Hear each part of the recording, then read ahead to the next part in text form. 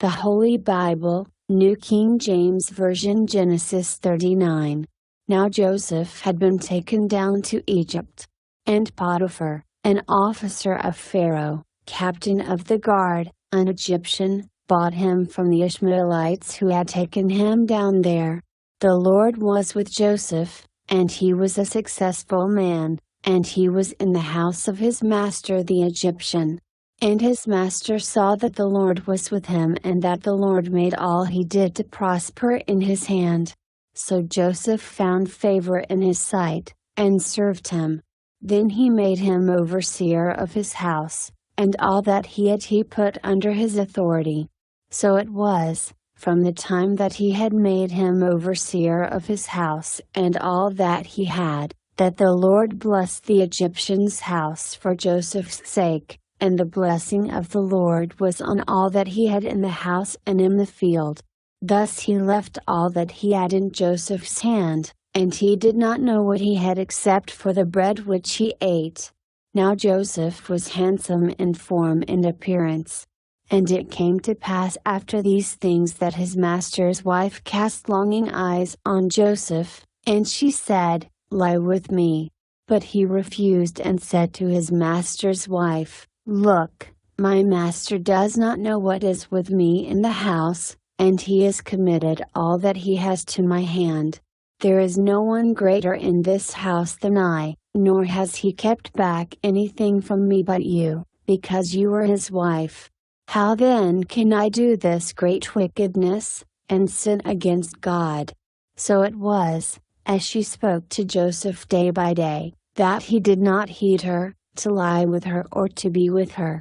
But it happened about this time, when Joseph went into the house to do his work, and none of the men of the house was inside, that she caught him by his garment, saying, "Lie with me." But he left his garment in her hand, and fled and ran outside. And so it was, when she saw that he had left his garment in her hand and fled outside, that she called to the men of her house and spoke to them, saying, "See, he has brought into us a Hebrew to mock us. He came in to me to lie with me, and I cried out with a loud voice. And it happened, when he heard that I lifted my voice and cried out, that he left his garment with me, and fled and went outside."